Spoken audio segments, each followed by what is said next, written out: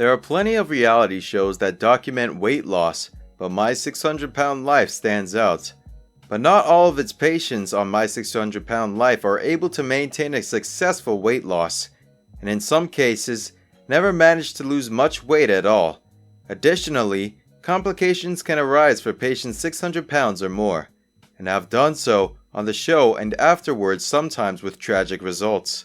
Worst of all, some of the patients on the program have passed away, either during or after filming, which is as devastating and heartbreaking as we might expect.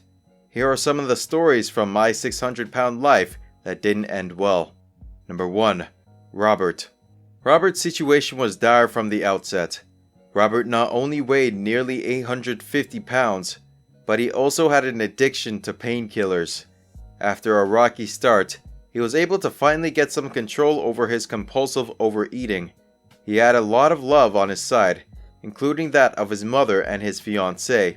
With that support and a whole lot of work, Robert managed to lose a significant amount of weight under Dr. Now's care, almost 350 pounds, including the surgical removal of a lymphedema mass. Unfortunately, the surgery left Robert depressed and longing for painkillers again. He even tore his own stitches hoping to get more of them. Tragically, Robert passed away from a heart attack in November 2017, while the show was still filming. Number 2. The Asante Brothers.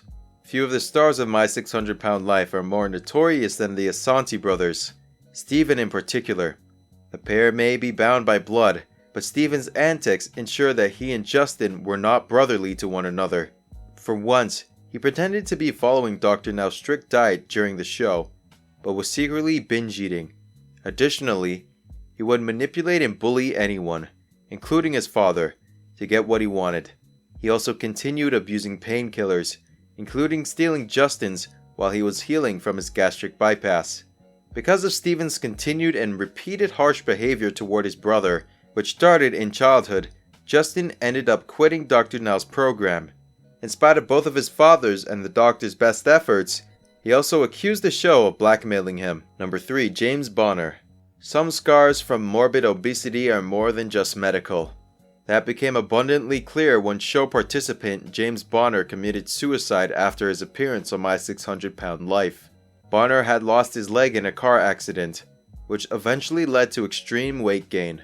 He weighed 650 pounds when he appeared on the show, but then he made a commitment to losing weight, dropping 400 pounds and getting his life in order.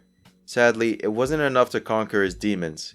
He had previously opened up about his struggle with depression, which eventually led him to take his own life. Number 4. Henry Foots.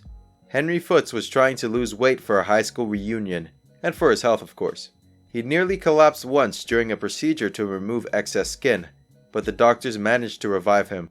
Sadly, Foots didn't live much longer than that, even though he managed to lose 275 pounds, or about half of his body weight.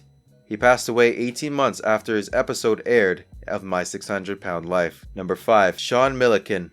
After initially weighing in at nearly 900 pounds and being mostly immobile, Sean Milliken was finally able to turn things around and get weight loss surgery.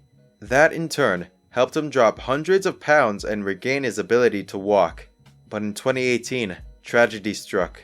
Milliken's mother passed away from renal failure. Understandably, he was devastated, as he and his mother were extremely close. Additionally, since she was his supporter, he had to move out of his Houston apartment. He was clearly thrust into a very difficult situation, in more ways than one. In another sorrowful turn of events, Milliken himself passed away in the hospital from complications from an infection in February of 2019. Number 6. James King.